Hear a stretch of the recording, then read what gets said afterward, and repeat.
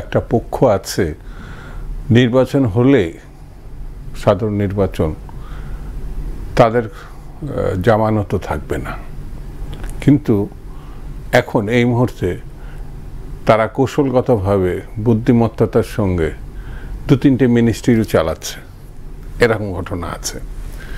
তো তারা যদি নির্বাচন হয় 3টা থেকে 6টা হতে পারে, অতীতে দেখা গেছে দলগতভাবে নির্বাচন করলে।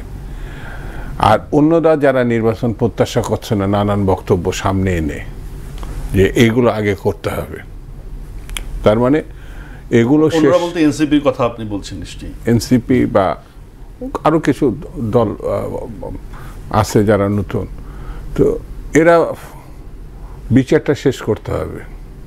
তো বিচারের দরকারে ফায়ার করে দিলে তো শেষ হয়ে যায়। বিচার তো 17 বছর ধরে আওয়ামী লীগ শেষ করতে পারেনি, এমন অনেক বিচার আছে। বরঞ্চ 1 বছরের ভিতরে 6 মাসের জেল দেখলাম শেখ হাসিনার একটা মামলার।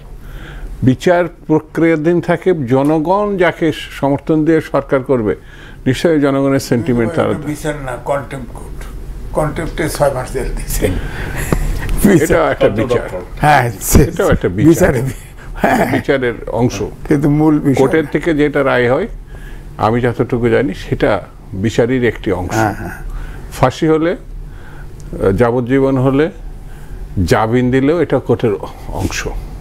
সেহেতু 6 মাস দিছে এবং অ্যাটর্নি জেনারেল বলছে যে মানে কোর্ট যে বিচার করবে বা রায় দিবে সাজাপ্রাপ্তরা নির্বাচন করতে পারবে না। জি হ্যাঁ, অ্যাটর্নি জেনারেল আমি যদি দেখতে ভুল না করি ঠিক আছে এটা করছে। তো এখন হাসিনা কি ওর ভিতর পড়ে কিনা সেটা কোর্ট বলতে পারবে বা নির্বাচন কমিশনও বলতে পারবে।